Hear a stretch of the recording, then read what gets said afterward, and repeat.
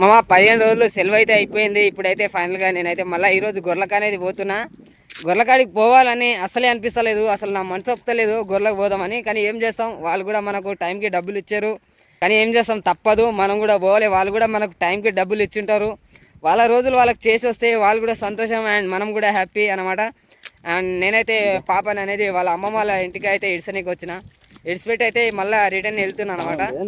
And పాప అయితే చాలా ఇడిచింది. కానీ ఏం చేస్తాం, ఇక మన పరిస్థితులు అలాంటివి, వెళ్ళక తప్పదు. అండ్ నన్ను అయితే చాలామంది అంటుంటారు, అరే నీ పిల్లలు యొక్క జాగాల, నీ ఫ్యామిలీ యొక్క జాగాల, నువ్వు ఒక జాగాల అని నన్ను చాలామంది అంటుంటారు.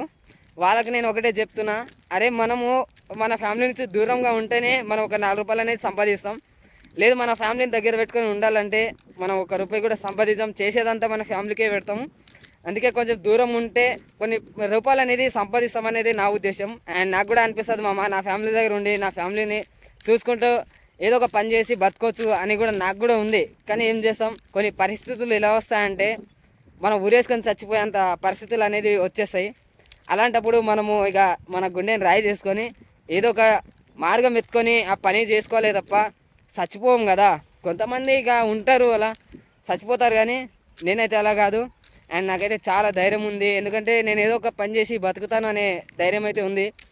ఏముంది మా నా ఫ్యామిలీ ఒకటే దూరం ఉన్నాను, ఈరోజు దూరం ఉంటా, లైఫ్ లాంగ్ అయితే లేదు కదా, కొన్ని రోజులు దూరం ఉంటా అంతే కదా. ఏముంది, ఏమంటారు మామ, మీరే కామెంట్ చేయండి. అండ్ నేనేమంటానంటే ఫ్యామిలీ నుంచి దూరంగా ఉంటేనే 4 రూపాయలు సంపాదిస్తాం మామ, ఇదైతే నేను రాసిస్తాను మీకు, ఓకేనా. అండ్ ఈరోజు అయితే నేను గొర్రెకాడికి పోతున్నా. గొర్రెకాడికి పోవాలి అనిపిస్తలేదు, అయినా సరే పోవాలి, వాళ్ళ రోజు వాళ్ళకి చేసి రావాలి. వాళ్ళు కూడా సంతోషం, మనం కూడా హ్యాపీ, ఓకేనమ్మా. అందరికీ బాయ్ బాయ్ అండ్ జై హింద్, జై భారత్. ఇప్పుడైతే గొర్రెలకు పోతున్నాను అనమాట. సరే మళ్ళా కలుద్దాం నెక్స్ట్ వీడియోలో.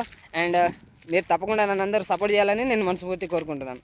Thank you so much, love you all.